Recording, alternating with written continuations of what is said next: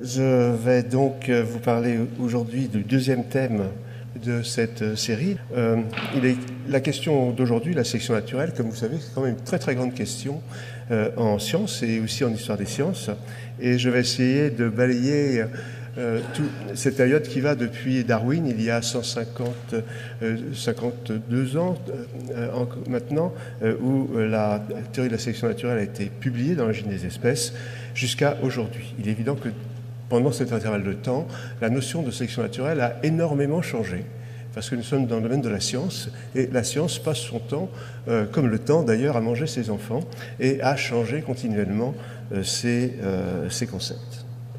À l'époque de Darwin, c'est un concept qui va très vite s'imposer aux gens comme quelque chose d'évident. Et je dirais qu'à l'époque de Darwin, la notion de sélection, qui vient d'une pratique humaine, a une évidence très très forte, non seulement parce qu'il existe des variétés domestiques qui ont été sélectionnées depuis des milliers d'années, mais aussi parce que le XIXe siècle est l'une des grandes périodes d'activité pour la sélection de variétés dans le domaine agricole, mais aussi dans le domaine des animaux de loisirs. Darwin pourra trouver facilement une compréhension lorsqu'il rajoutera le mot de naturel à l'expression de sélection. Il est évident que ces variétés stables qui ont été créées par des moyens humains en choisissant des descendances ont la force d'une sorte de preuve expérimentale.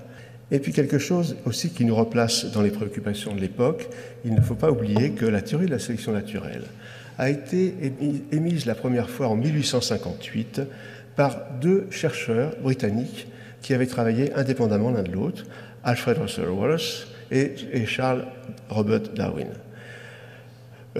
Ils ont communiqué leur théorie sur la sélection naturelle le même jour, puisque en fait Wallace, qui était à cette époque en Indonésie, avait envoyé son manuscrit à Darwin, lui demandant de bien vouloir le publier en Angleterre, et les deux textes, qui étaient très très proches l'un de l'autre, ont été lus le même jour devant la Société linnéenne. Autre chose qui pouvait tout à fait illustrer l'action de la sélection naturelle dans la nature pour les naturalistes du temps de Darwin, ce sont les formes évidentes de protection qu'un certain nombre d'animaux retirent du cryptisme, comme on dit, c'est-à-dire leur art de se cacher dans la nature. À gauche, vous avez un calima, c'est un papillon qui par ailleurs est très beau, mais vous ne voyez pas qu'il est très beau parce qu'il a replié ses ailes, et lorsqu'il a replié ses ailes, il ressemble à une feuille morte. Ce sont des exemples de cryptisme. Vous avez d'autres formes de mimétisme qui ont été connues du temps de Darwin, et notamment la forme de mimétisme qui a été décrite par Bates, qui était un grand supporter de Darwin. Ici, vous avez trois papillons.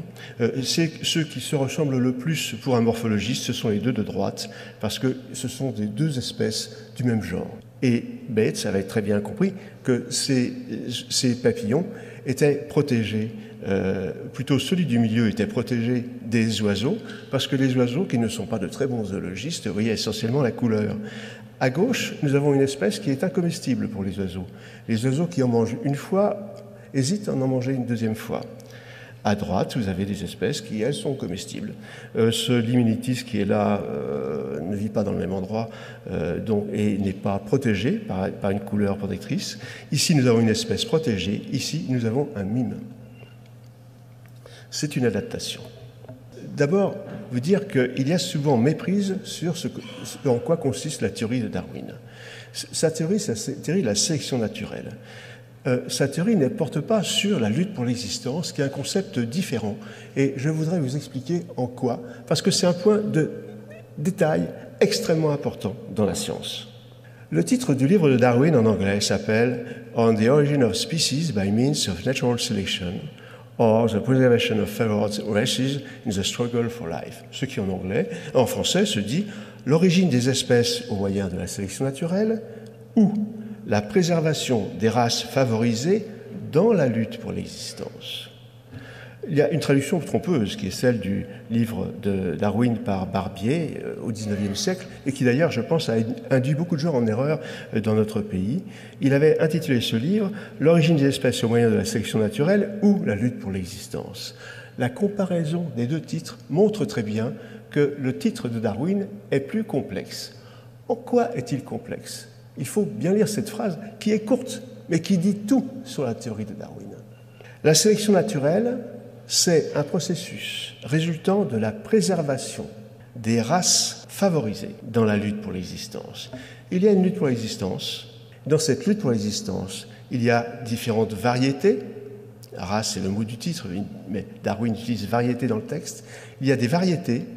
Certaines sont favorisées, donc mieux adaptées, et celles qui sont favorisées sont préservées, c'est-à-dire qu'elles survivent. La sélection naturelle implique plusieurs choses. Elle implique qu'il y ait hérédité, je le dis avec des mots que n'avait pas Darwin, le mot hérédité n'a pas le même sens à l'époque. Dans les races, il y a hérédité. Donc il y a des variations qui sont transmissibles. Elles ne sont pas équivalentes du point de vue de l'adaptation. Et comme nous sommes dans un contexte de compétition, certaines de ces variétés subsistent. La lutte pour la vie, c'est le contexte écologique, dirions-nous aujourd'hui. Le mot n'existait pas à l'époque. Mais l'évolution résulte de la sélection, qui est la survie de certaines variétés. Je vais essayer d'expliquer un petit peu pourquoi la lutte pour la vie, en fait, ça n'était pas un concept nouveau à l'époque. Donc, d'abord, pour résumer, donc, il y a un facteur démographique. La lutte pour la vie, en fait, ça veut dire qu'il y a plus d'individus qui naissent dans une espèce qu'il n'est nécessaire pour reproduire l'espèce. Il y a un facteur adaptatif, certaines formes sont plus adaptées que d'autres, et il y a un facteur héréditaire. Les espèces varient et certaines variétés sont préservées. La lutte pour l'existence, on peut en trouver une trace dans le texte d'un chercheur bien connu, le prince, si je puis dire, le prince des naturalistes au XVIIIe siècle, en 1749, c'est quand même 110 ans avant l'apparition de l'origine des espèces. Nous sommes dans un monde différent, où la théorie de Newton est la référence en science. Un jour, Dieu a lancé la grande machine de l'univers. Donc, dans l'univers, il y a équilibre et il y a mouvement. Et Linné, qui est un homme très pieux, se demande comment cette machine qu'a lancée l'artiste infini, comme il l'appelle, comment elle peut tolérer qu'il y ait dans la nature une lutte des espèces les unes contre les autres.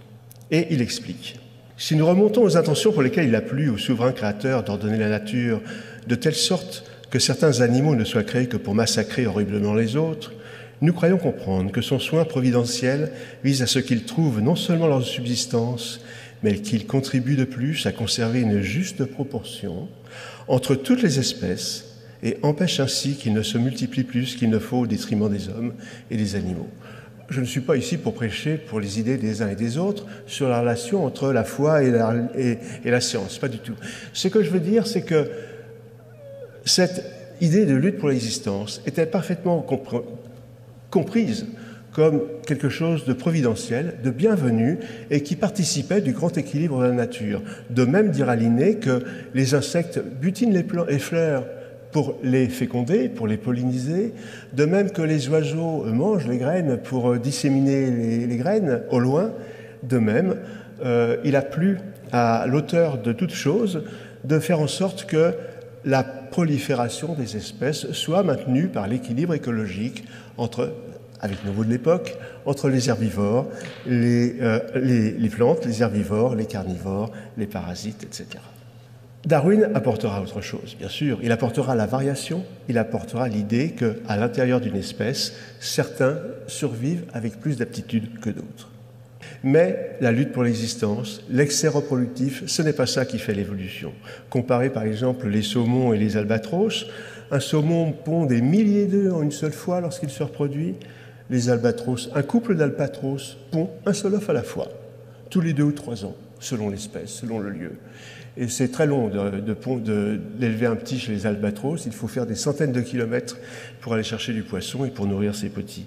Eh bien, malgré le fait que l'excès reproductif des saumons, donc la lutte pour l'existence entre les jeunes, soit beaucoup plus intense que chez les albatros, l'évolution n'est pas plus rapide. Il n'y a pas de raison de penser que l'une de ces espèces est mieux adaptée qu'une autre. Il faut qu'il y ait un excès reproductif, donc il faut qu'il y ait de fait lutte pour l'existence, mais ce n'est pas ça qui fait la sélection naturelle. Alors, je vous l'avais dit, lorsqu'il a voulu figurer la sélection naturelle, Darwin a fait une figure qui est apparemment simple, mais qui reflète tout à fait les ignorances de son temps sur l'hérédité. Ici, vous avez la seule figure qui apparaît dans l'origine des espèces. C'est une figure particulièrement abstraite. On y voit une forme qui, par des échelles de temps de 1000 ou de 10 000 ans, donne des variétés. Et ces variétés, certaines subsistent, d'autres disparaissent. Celles qui subsistent à leur tour varient, et comme ça, elles remontent de loin en loin, et elles s'éloignent progressivement les unes des autres. Les variétés s'éloignent, elles créent la biodiversité en s'éloignant les unes des autres, et au bout du compte, on arrive à des variétés qui sont très différentes, celles qui sont figurées au dernier étage, et Darwin nous dira qu'elles donneront naissance à des espèces différentes. Darwin est gradualiste. Il pense que les causes qui créent les espèces, ce sont celles qu'on voit sous nos yeux aujourd'hui. Donc il pense que la lente sélection des variétés, semblable au travail que fait l'agriculteur depuis la nuit des temps pour sélectionner ses semences, que ce long et patient travail, qui se fait de manière spontanée dans la nature, c'est lui qui entraîne le fait qu'il y ait des espèces différentes. Alors là, le souci gradualiste de Darwin va trop loin pour son époque. Nous savons que la variabilité à l'intérieur des espèces, ce n'est pas la même chose que la variabilité à l'extérieur des espèces. Deux individus d'espèces différentes ne peuvent pas se croiser entre eux. Ils ne peuvent pas créer de variété entre eux, alors que deux individus de la même espèce créent de la variété entre eux. Au sein des espèces, nous ne nous reproduisons pas. Aucun d'entre nous ne se reproduit. Nous produisons des descendants qui sont différents de nous. Nous recombinons sans cesse notre patrimoine génétique. Et en fait, Darwin le savait. Mais à l'époque, comme je l'ai dit la dernière fois, mais je n'ai pas trop insisté, on pensait qu'un descendant était intermédiaire entre ses parents. Or, les descendants ne sont pas intermédiaires entre leurs parents. Donc, à cette époque, on pensait qu'un descendant était intermédiaire entre ses parents, ce qui veut dire que si deux parents, mâles et femelles, mélangeaient leur patrimoine génétique, eh ben, ça faisait un sacré mélange. Et en fait, vous voyez, toutes les variations s'annihilent. Quand on mélange toutes les couleurs ensemble, ça fait du gris. Et donc, le problème de Darwin, c'est que l'hérédité de mélange à laquelle il croyait était contraire avec sa théorie de la sélection naturelle. Le mélange faisait disparaître les variations. D'ailleurs, Darwin est le vrai théoricien de l'hérédité des caractères acquis. Contrairement à ce qu'on pense, alors je parle ici dans l'amphithéâtre où Lamarck a autrefois enseigné la philosophie zoologique. J'en suis conscient, j'ai un grand respect et j'ai une grande admiration pour ce monsieur, mais ce qu'on appelle hérédité dite lamarckienne, c'est une construction de la fin du XIXe siècle, à l'époque des grands débats sur la théorie de l'évolution. Le vrai facteur de l'évolution pour Lamarck, c'est le sentiment intérieur. Le sentiment intérieur, il est l'objet le plus important à considérer dans l'étude des produits de l'organisation de l'homme, ainsi que de celle des animaux, qui sont doués de la faculté de sentir. Il est le mobile de toutes les actions de l'individu, dirige tous les mouvements qui sont à sa disposition, et si cet individu possède l'organe de l'intelligence, c'est encore lui seul qui en dirige tous les actes. Ce sentiment est donc le propre de tout être qui est la faculté de sentir. Lamarck expliquera que si le cou de la girafe s'allonge lorsqu'elle essaie d'atteindre les feuilles, c'est parce que le sentiment intérieur l'amène à allonger son cou et que cette propriété se transmet dans la vie de l'espèce. Alors que Darwin admettra explicitement la règle de l'usage et du non-usage et proposera même un mécanisme pour l'expliquer, un mécanisme biologique. La théorie de la pangénèse, qu'il publie justement en 1968 dans son livre sur la variation, et qu'il présente ainsi dans son livre sur l'homme.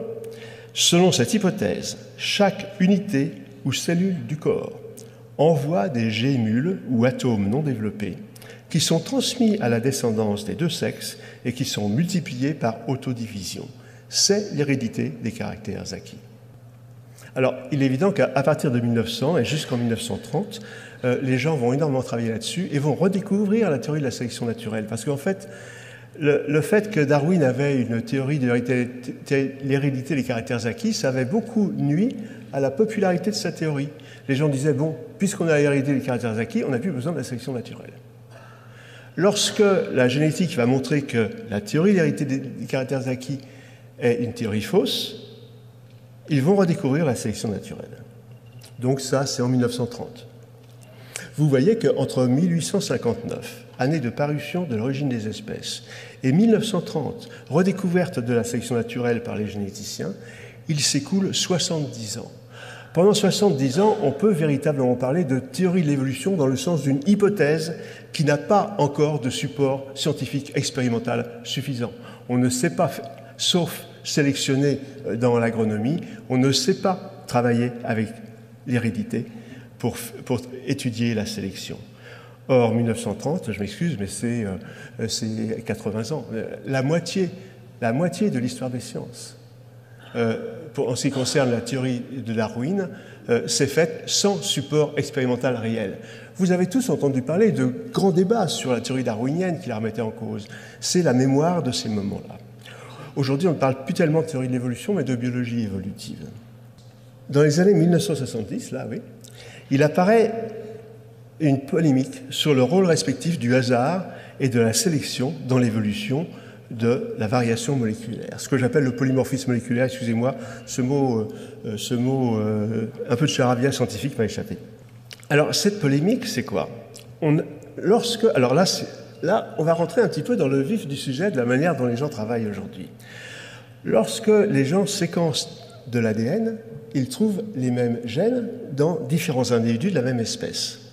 Donc, ils séquencent ces ADN qui sont constitués de 4 bases, je vous rappelle, A, G, T et C, mais dans un ordre de lecture qui varie évidemment selon l'allèle, selon les individus. Et ensuite, ils les alignent. Ils les alignent sur un ordinateur, exactement comme sur cet écran, et ils font apparaître les différences. Ici, on a fait apparaître les différences avec la ligne du haut. On n'a pas répété la ligne du haut, on a juste mis les changements correspondant à ce qu'on appelle une substitution nucléotidique.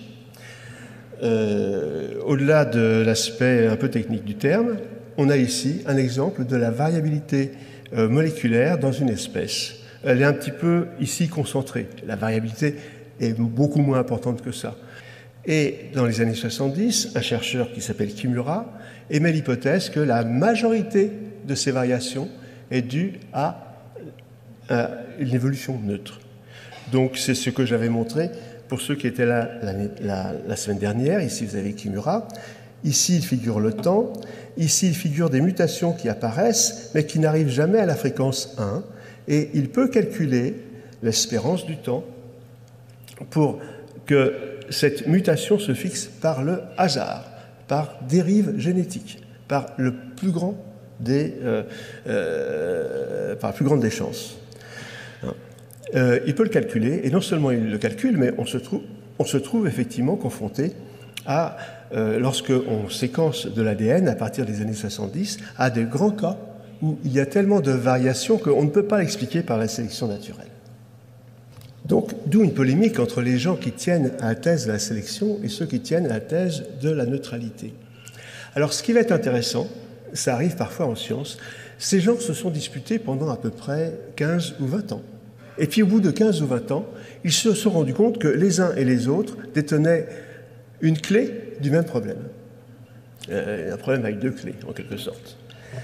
Alors, quel est-il? En fait, on peut très bien associer les gens qui tenaient la thèse de la sélection et ceux qui tenaient la thèse de la neutralité en disant la chose suivante, qui est due à un auteur qui s'appelle Maynard Smith dans les années 70. C'est la théorie de l'autostop génétique.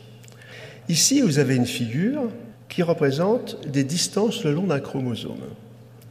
Ici, vous avez un axe qui montre la variation, la quantité de variation. Vous voyez qu'ici, il y a beaucoup de variations, ici, il y en a très peu. Maynard Smith va démontrer mathématiquement, à l'époque il n'y a pas d'argument expérimental, que lorsque la sélection apparaît, elle fait baisser la variation à un point du chromosome où elle s'applique, là où il y a une mutation qui se voit être avantageuse. Et que si on fait l'hypothèse que la variation qui est autour est une variation neutre, cette variation va présenter sur le chromosome une espèce de trou, et ce trou va nous permettre de dire, là, il y a un gène qui a été sélectionné.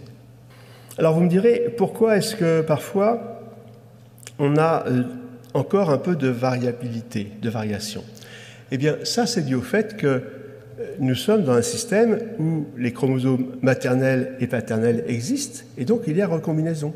Et comme il y a recombinaison, en fait, on ne garde jamais l'intégrité d'un chromosome tout le long.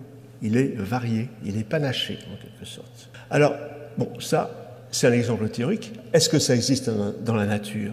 Non seulement ça existe dans la nature, mais ça existe dans notre environnement direct. Nous appliquons sans cesse des formes de sélection qui sont très fortes. Par exemple, les antibiotiques contre les bactéries. Pour nous, c'est la sélection artificielle, mais pour les bactéries, c'est la sélection naturelle très très forte. Comment réagissent les bactéries? Eh bien, lorsque les bactéries sont attaquées, en quelque sorte, par un antibiotique, les bactéries mutantes qui possèdent un nouvel allèle qui leur permet de lutter contre l'antibiotique sont sélectionnées. Beaucoup d'ennuis que nous avons avec les maladies nosocomiales, par exemple, viennent du fait que nous sélectionnons tout le temps, en utilisant des antibiotiques, des bactéries résistantes aux antibiotiques. Alors, j'ai un exemple à peu près proche, qui est celui-ci. C'est le cas du génome de Plasmodium falciparum, qui est un parasite que nous n'aimons pas parce qu'il transmet la malaria. C'est une maladie particulièrement grave, parasitaire, ce n'est pas une bactérie, c'est un être supérieur, même s'il est unicellulaire. Ici, nous avons le gène DHFR, qui est un gène dont un allèle, c'est-à-dire une variété particulière, transmet à ce parasite la résistance au Fansidar, appelé aussi Paludar, qui est un médicament antipaludéen. Alors qu'est-ce que nous voyons?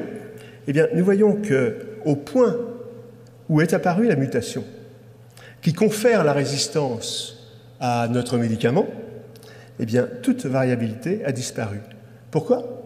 Parce que les plasmodiums qui ne savaient pas résister à notre médicament sont morts. C'était le but du médicament.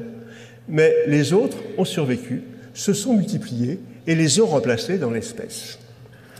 Alors, vous avez cette sorte de vallée ici comme ça, parce qu'en fait, comme c'est un organisme supérieur, avec recombinaison, loin du gène DHFR, il a retrouvé sa variabilité neutre, et près du gène DHFR, il l'a perdu. Donc là, nous avons un balayage sélectif. Lorsque le généticien voit ça, il se dit « Ah, là, il s'est passé quelque chose. Il y a eu sélection. » Alors, dans les années 1990, donc là c'est récent, de nombreux cas de balayage sélectif ont été démontrés dans le passé récent des espèces.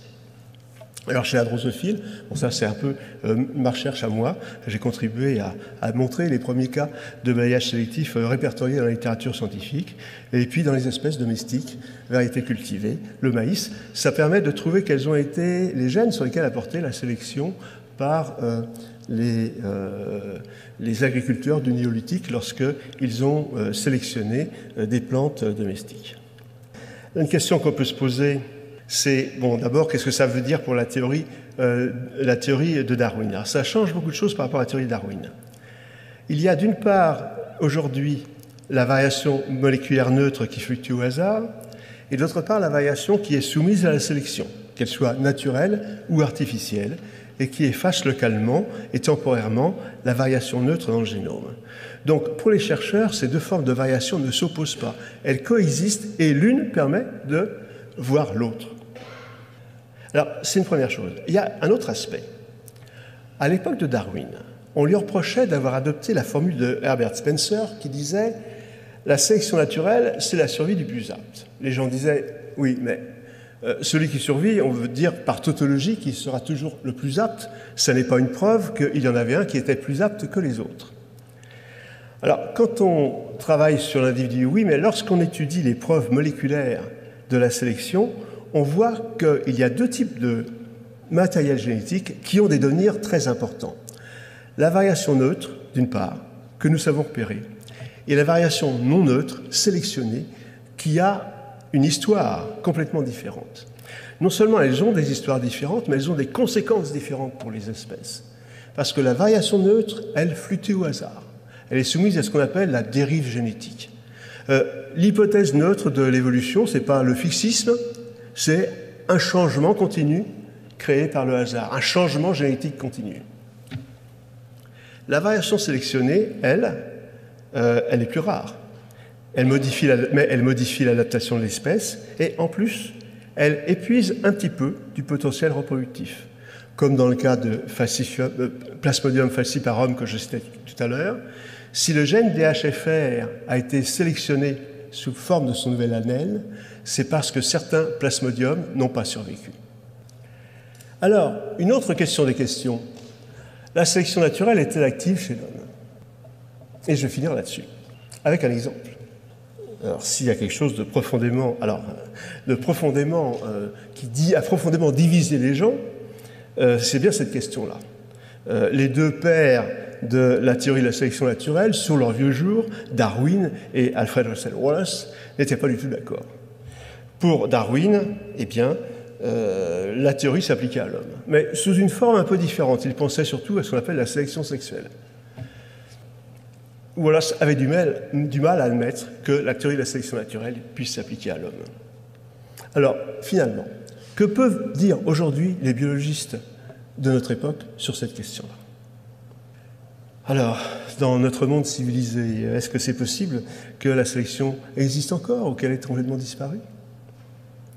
Alors, je vais prendre un exemple qui, j'espère, va vous attendrir.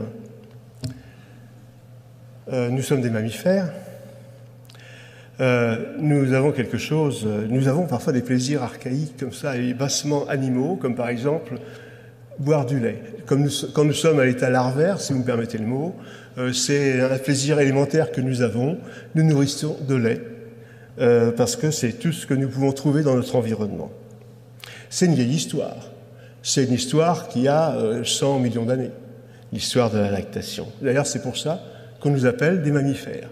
C'est quelque chose que nous partageons avec nos proches.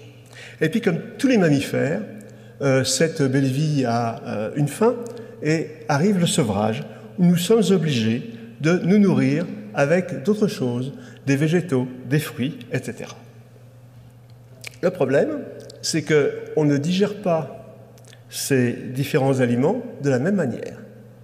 Donc, ça veut dire qu'il faut qu'il y ait, même si nous avons le même matériel génétique, des changements dans l'expression des protéines qui nous permettent de digérer ces différentes formes d'aliments. Donc, je vais parler du problème de la consommation de lait à l'âge adulte, à une époque où, normalement, aucune espèce de mammifère, sauf la nôtre, ne boit du lait. Il n'y a pas très longtemps, parce qu'il y a seulement quelques milliers d'années, les hommes ont inventé des procédés pour se nourrir avec des choses nouvelles, de la farine, donc du pain, de la bière et du lait. Alors, le lait, c'est quoi? Le lait, il faut bien savoir qu'il diffère des produits qu'on trouve dans la nature, notamment en ce qui concerne le sucre. Le sucre que nous trouvons dans les fruits, c'est du saccharose. Nous savons le décomposer en glucose et fructose lorsque nous le mangeons. Alors que le sucre qu'on trouve dans le lait, c'est du lactose, et il faut le décomposer en glucose et galactose. C'est une opération complètement différente, qui requiert un enzyme complètement différent, qui existe chez le nourrisson, mais qui n'existe pas chez l'adulte, chez les mammifères, parce que ce gène n'est pas exprimé. Ce gène code pour un enzyme qu'on appelle la lactase. Alors malgré tout, les gens se sont mis à consommer du lait. Les avantages du lait, c'est qu'une vache produit énormément de lait, et même après qu'elle ait nourri son veau, elle peut produire une quantité de lait considérable, et pense-t-on, au début de l'agriculture, elle était déjà capable de produire une quantité considérable de lait qui contrebalançait largement la perte qu'on avait à ne pas tuer la vache tout de suite. Le lait frais procure une boisson sans bactéries, au moins si on n'attend pas trop longtemps. Il apporte de la vitamine D et du calcium. La vitamine D, ça peut être intéressant quand on ne trouve pas dans l'environnement. Alors, il a des inconvénients. La non-digestion du lactose induit la fermentation bactérienne. Ça produit de l'hydrogène, des choses comme ça. En plus du fait que nous perdons un peu de l'aliment, il peut aussi y avoir perte d'eau par pression osmotique. Et il en résulte des dysfonctionnements intestinaux qui varient selon la flore bactérienne qu'ont les uns et les autres. Mais en général, les gens qui ne digèrent pas le lactose ont plus mal au ventre que ceux qui le digèrent. Donc il y a non seulement des désagréments, mais pense-t-on, il y a eu des désavantages sélectifs. Et la preuve qu'on en a, c'est qu'un certain nombre de populations qui consommaient du lait frais dans l'histoire récente, dans la préhistoire récente, ont acquis une capacité génétique à exprimer la lactase à l'âge adulte. Acquérir une telle capacité par sélection naturelle veut dire aussi un certain coût reproductif. Ça ne veut pas dire que les gens sont forcément morts. Ça veut dire qu'ils avaient de moindres aptitudes qui, additionnées aux autres, provoquent, au bout du compte, un léger désavantage qui veut dire que leur reproduction, même aussi faible soit-elle, avait un désavantage significatif.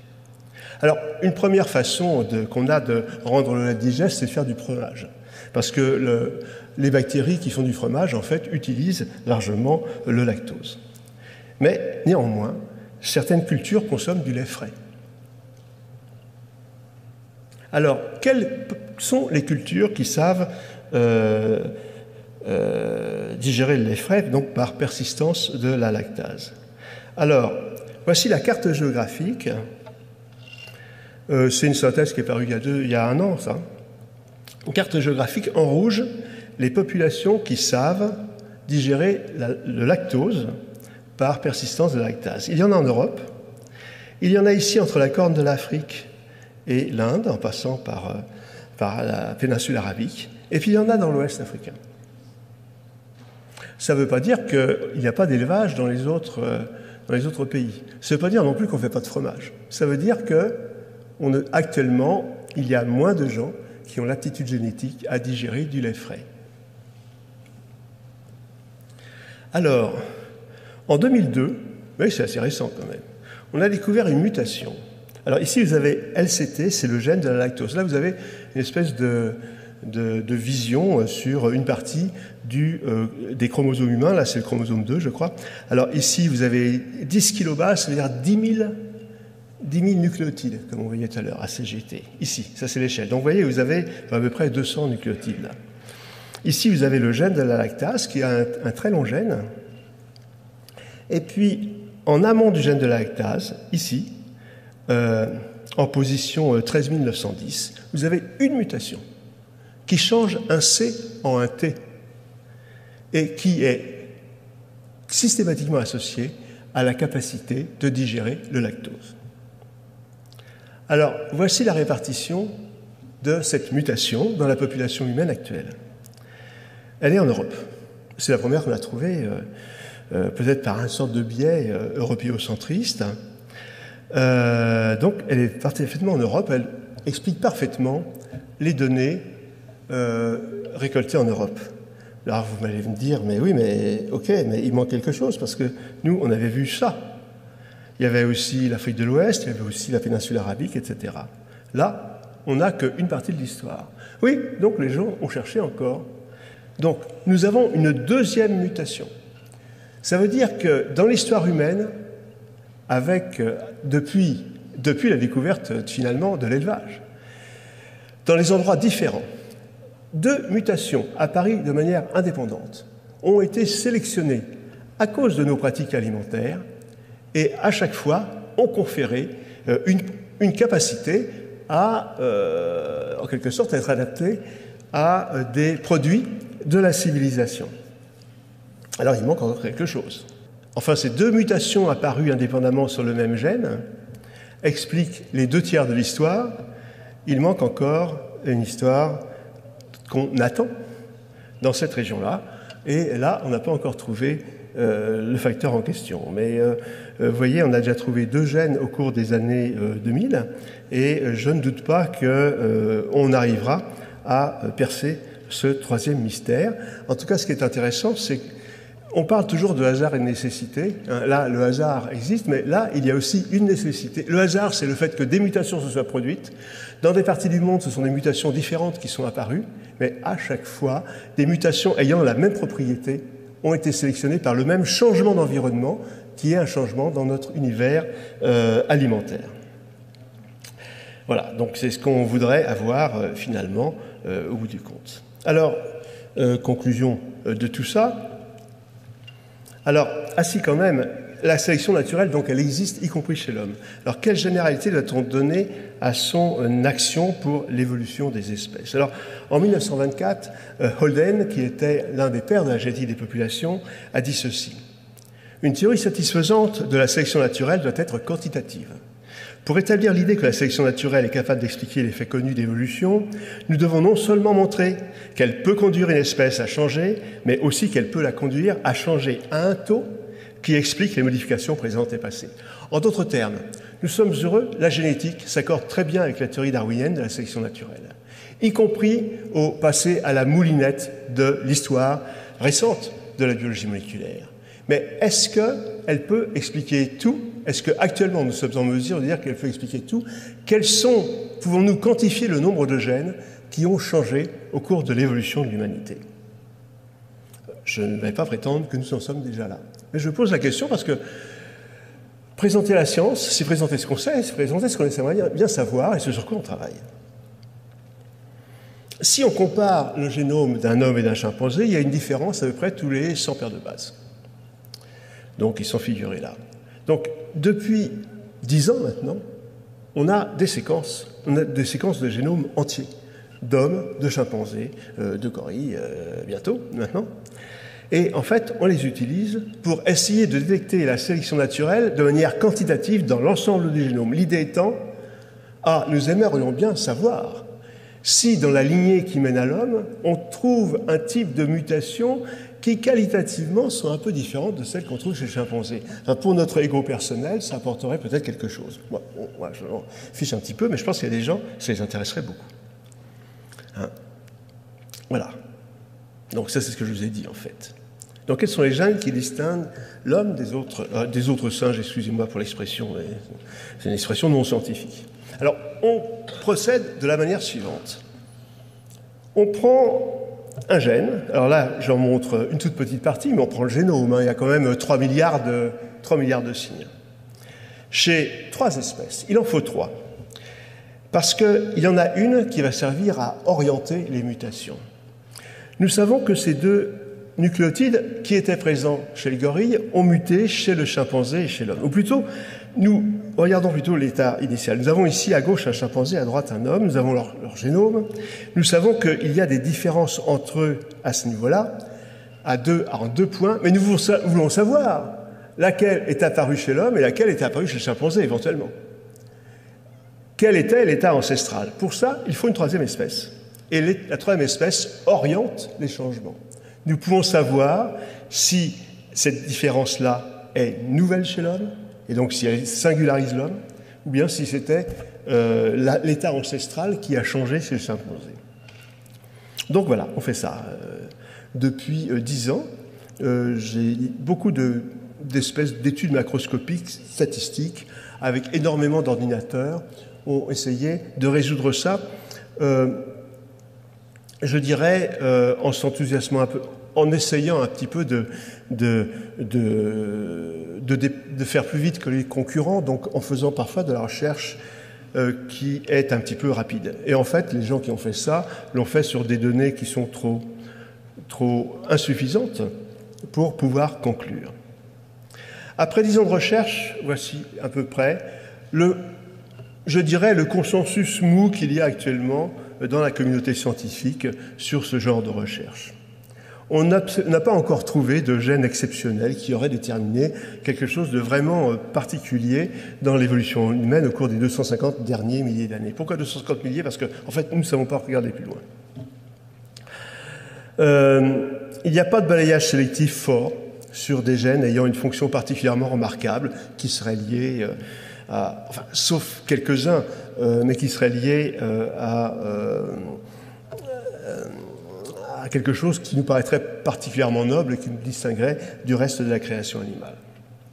En fait, on pense que la plupart des changements sont probablement des petits changements quantitatifs qui se sont accumulés sur plusieurs gènes et qui ont fait quelque chose de nouveau en additionnant leurs propriétés les uns avec les autres. Alors, voilà, ça c'est pas très spectaculaire, mais quand la science n'est pas spectaculaire, je pense qu'il faut aussi le dire. Donc en conclusion de ce que je voulais vous dire aujourd'hui, la génétique mendélienne elle fournit le modèle de loi d'hérédité qui manquait à Darwin. Elle montre que la sélection naturelle est possible. La sélection naturelle ne s'est pas interrompue chez l'homme, y compris dans les dernières étapes du développement culturel. On ne parvient pas actuellement à caractériser dans la lignée humaine des changements sélectifs massifs singularisant l'humanité par rapport aux primates les plus proches.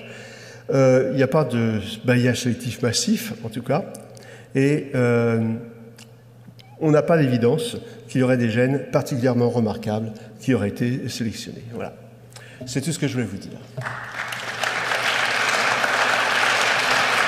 Est-ce que vous pourriez nous dire un mot de l'épigénétique et des caractères acquis pour lesquels on voit beaucoup d'articles sur ce thème?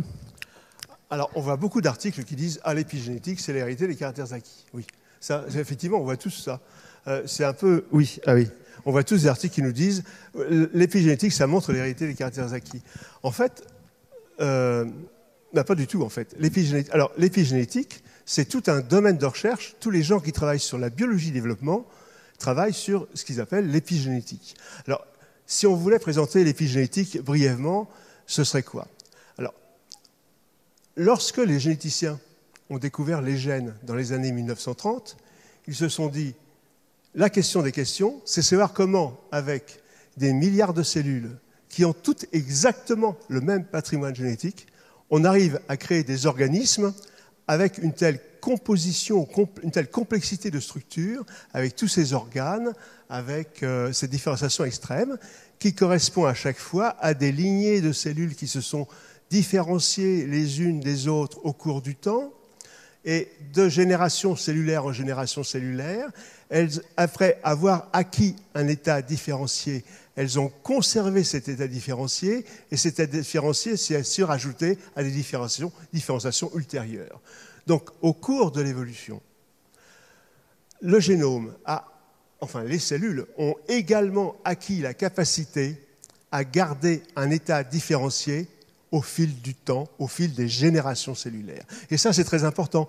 Si elles n'avaient pas acquis ça dès le début, nous n'existerions pas en tant qu'êtres multicellulaires, ou alors nous serions simplement des amas de cellules, comme certaines algues primitives. Donc, alors, cet état différencié, il se maintient par 1000 manières que je ne vais pas détailler ici, qui font intervenir parfois des petits ARN, qui font parfois intervenir de la méthylation des chromosomes, etc. Je ne vais pas entrer dans les détails.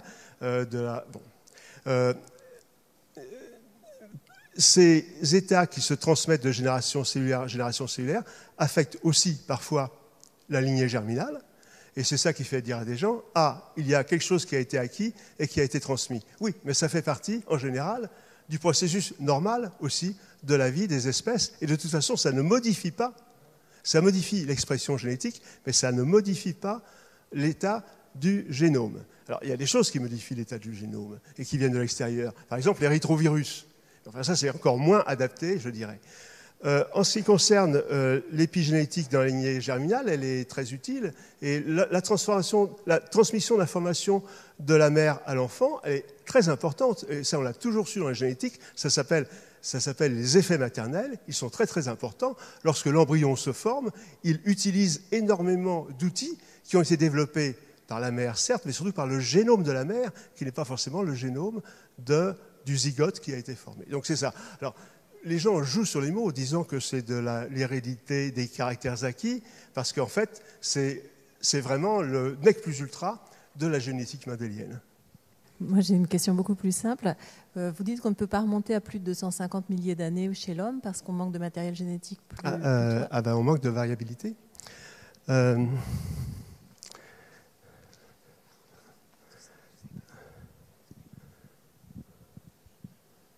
Si je reprends, par exemple, cette figure que j'aime bien, là, hop. Voilà. Vous voyez les chimpanzés, là, par exemple. Là, je ne sais pas quelle population de chimpanzés. Ça c'est l'une des 4 sous-espèces de chimpanzés qu'il y a là. Ici, à l'extrémité, ce qu'on appelle les feuilles de l'arbre phylogénique, c'est-à-dire les séquences qui ont été véritablement séquencées. Et puis là, on a l'arbre généalogique quand on remonte le temps, qu'on peut calculer, c'est une topologie que l'on peut refabriquer en utilisant des logiciels de phylogénie moléculaire. On peut étudier la variabilité de cette population, mais ici, là, après, on tombe sur un ancêtre commun. Alors, cet arbre a été construit avec des mutations, en utilisant les mutations qui différencient les différentes mitochondries qui sont là. On peut remonter comme ça conceptuellement le temps jusqu'au moment où on est passé par toutes ces filiations et toutes ces mutations, mais après, on n'a plus de variabilité. Et ça, donc, des longueurs de branches dans un arbre phylogénique, ça correspond à du temps. Donc après, on ne peut plus remonter le temps. Alors, chez l'homme et chez les chimpanzés, cette capacité à remonter le temps dépend de ce que j'ai appelé NE quelque part, là, qui est cet effectif virtuel, qui est l'effectif génétique, qui n'est pas véritablement un effectif d'individu, mais qui est une mesure commune, qui est de 10 000 seulement chez l'homme, qui est de 12 000 chez le bonobo, qui est de 20 000 chez le chimpanzé et qui est de 25 000 chez le gorille. Ce sont des espèces qui sont plus variables que nous. Alors, on peut remonter le temps, plus ou moins, dans des espèces comme ça, et puis après, on cesse de faire de la génétique des populations. On devient un systématicien qui fait de la phylogénie moléculaire. D'une certaine manière, la différenciation du travail entre le généticien des populations et le systématicien, c'est que nous travaillons sur des échelles de temps de quelques centaines de milliers d'années. Après commence le travail du systématicien. S'il vous plaît, la mutation du gène qui fabrique la lactase chez Homo sapiens ne pourrait-elle pas être due à la persistance du nomadisme chez certaines populations, contrairement à ceux qui se sont sédentarisés très vite, plus tôt? Vu que leur bétail était une richesse et que donc ils buvaient le lait systématiquement, alors que le nombre de têtes de bétail, historiquement on le sait, était une monnaie ou était très importante. Alors, qu'est-ce que vous en pensez ? Alors, oui, j'en pense qu'effectivement nous avons tous envie de construire des hypothèses. Et il est évident que derrière, il y a des pratiques culturelles. Maintenant, pour que ces gènes aient évolué, il faut plusieurs choses. D'abord, il faut que les gens aient bu du lait frais. Donc, nous connaissons effectivement des populations, aussi bien en Europe du Nord qu'en Afrique, qui boivent du lait frais. Mais par ailleurs, ces événements de sélection, même s'ils sont courts dans le temps à l'échelle géologique, sont très longs à l'échelle de l'histoire de l'humanité. Et c'est là qu'il y a un problème. C'est que nous ne connaissons l'agriculture, la domestication du bétail, il y a 6 ou 7 000 ans, quelque chose comme ça. Je ne sais plus, 7 ou 8 000 peut-être. Enfin, c'est dans ces eaux-là. Il nous est très très difficile d'inférer, d'après ce que nous savons actuellement, des données anthropologiques sur les populations, qui sont souvent des peuples sans écriture que nous étudions, de savoir quels étaient leurs ancêtres d'abord, où ils étaient, lesquels c'était, et puis quelles étaient leurs pratiques alimentaires. Donc la question c'est ça. On est certain que là où une forte persistance de la lactase existe, c'est qu'il y a eu beaucoup de générations ancestrales où on a certainement consommé du lait frais, mais savoir où et quand, c'est très difficile. Vous avez fait référence tout à l'heure au régime alimentaire et vous disiez qu'il y avait des difficultés à les déterminer. Est-ce qu'au niveau de la paléontologie, à travers l'analyse des dents, on n'arrive pas maintenant avec les nouvelles technologies à mieux cerner le régime alimentaire ? Ah oui, certainement, oui. Moi, ce n'est pas ma spécialité, mais je peux dire ce que je sais d'après des collègues. Si, d'après les dents, on peut déterminer le régime alimentaire pour les éléments qui sont très abrasifs, comme la silice, par exemple, qui se trouve beaucoup dans les graminées, des choses comme ça. On peut aussi déterminer le régime alimentaire d'un certain nombre d'organismes avec le delta C13, je ne sais plus, enfin avec des éléments isotopiques qui permettent de savoir. Mais mais c'est à ça que je pensais aussi. Mais là, après, on entre dans le domaine qui, pour moi, est un peu une inconnue et je peux pas dire jusqu'où on peut, en fait, aller dans les détails. Moi, il y a quelque chose que je n'ai pas bien compris dans votre exposé, là. Est-ce que vous avez parlé uniquement des gènes parce que dans le chromosome, il y a des gènes, mais il y a aussi plein d'autres choses, des séquences dont on ne sait pas grand-chose, qui sont entre les gènes. Est-ce que votre exposé concerne toute la chromatine ou simplement les gènes? Alors, ce qui est intéressant, d'abord, ces séquences qui ne codent pas, elles sont à la fois très utiles, parce qu'elles servent un peu de référence par rapport à celles qui codent, elles permettent d'avoir un contraste, et en même temps elles sont un petit peu embarrassantes, parce qu'on n'est jamais sûr qu'elles ne servent pas à quelque chose. Hein. On les appelle souvent du DNA poubelle, junk DNA, mais elles ne sont pas tellement poubelles que ça, parce que c'est vrai que dans beaucoup de cas, en fait, elles ont été utilisées par les organismes pour faire autre chose. Par exemple, un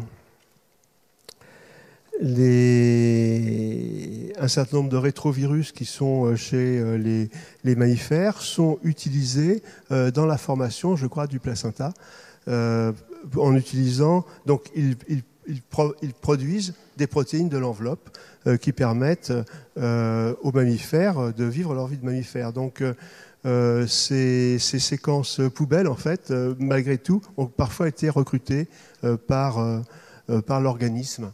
Donc, créer des sortes de gènes nouveaux pour l'organisme. Donc ça, c'est un problème. Sinon, il est certain que les gens qui cherchent à différencier génétiquement la lignée humaine des autres lignées de primates, ils regardent évidemment dans les parties codantes. Dans les parties codantes ou autour des parties codantes. Parce que vous avez vu que dans l'exemple que j'ai donné pour le gène de la lactase, il y avait quelque chose qui s'appelait LCT.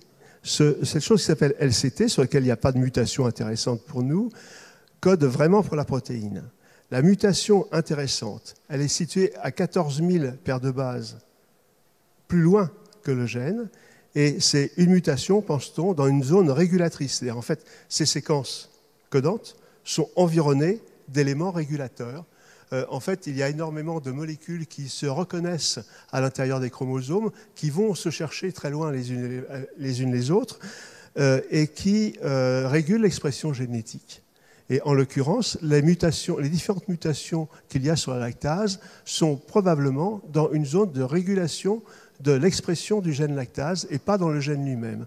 Donc ça, c'est une des difficultés du problème pour les généticiens des populations. Maintenant, c'est vrai que les généticiens, nous sommes dans le réel, c'est-à-dire que nous sommes bien obligés de tenir compte du fait que parfois les éléments importants du génome ne sont pas, et très souvent, elles ne sont pas dans les régions codantes. Alors, c'est ennuyeux techniquement parce que c'est plus facile de reconnaître une région codante. Il y a plein de programmes informatiques qui savent très très bien faire ça. Et découvrir des régions régulatrices, c'est difficile parce que nous n'en avons pas en général un dénombrement total. Et puis par ailleurs, nous ne comprenons pas entièrement actuellement la régulation du message génétique. Donc voilà.